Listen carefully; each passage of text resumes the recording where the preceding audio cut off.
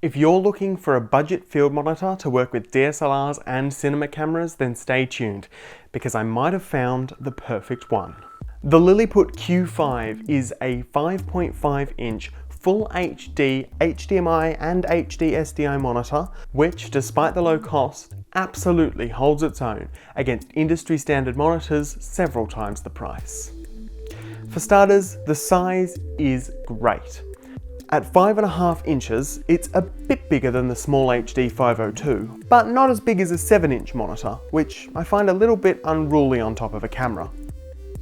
The Q5 is well built, made out of metal, and while I wouldn't want to drop it, I'm not too scared of it breaking. I wouldn't throw it in a bag unprotected though. The panel is absolutely fantastic. It's Full HD 1080p, which is crucial for 4K work. IPS, so viewing angles are great, and while it's not broadcast calibrated, it's certainly as colour accurate as a camera's onboard monitor. It has all the features you'd expect: waveforms, peaking, pixel zoom, false colour, frame guides and so on, and the menus are as you'd expect. Not as nice as the small HD or Blackmagic, but also not an incomprehensible set of unlabelled icons like on the Atomus gear. The biggest thing for me is the connectivity. It supports HDMI and hd-sdi with loop-through on both inputs and cross-conversion. Having SDI is essential for me, and most budget monitors are either HDMI only, or if they do have SDI, they don't have the loop-through output, which is really useful on set.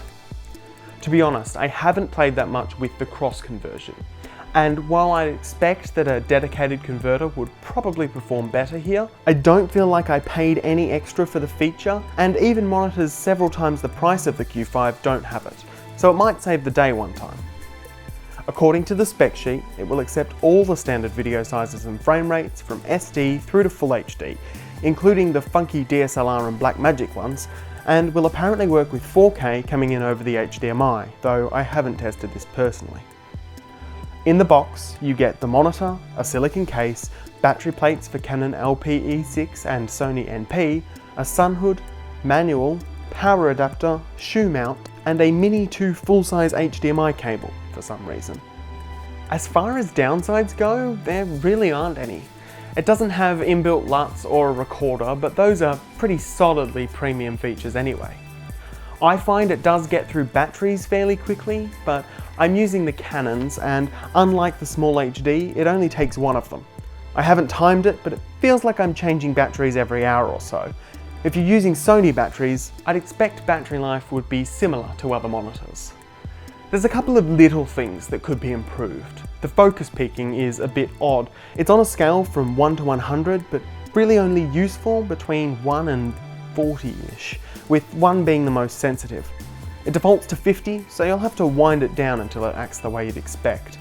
The peaking can be set to red, green, blue or white.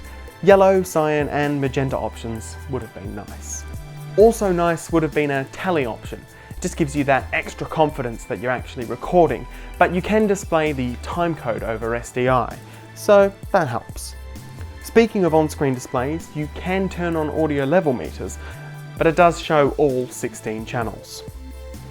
For mounting, there's a single Q20 thread on the bottom, nothing on the sides or top. It does have image flip though, so this isn't really a problem. But you can't assign it to one of the 2 function buttons, so you have to dig through the menus every time you want to change it. I tend to adjust my monitor very often throughout the day, so if someone from Lilliput sees this, please fix that for the next version. Or even better, include an accelerometer so that you can have the image flip automatically whenever it's upside down. At the end of the day, this is a great field monitor, and it's not perfect, but nothing is. I'd much rather deal with the tiny little gripes I have with this than some of the major problems of more expensive monitors. If I had an unlimited budget, I'd probably still choose the small HD, but you can get this and the 7-inch version for less money.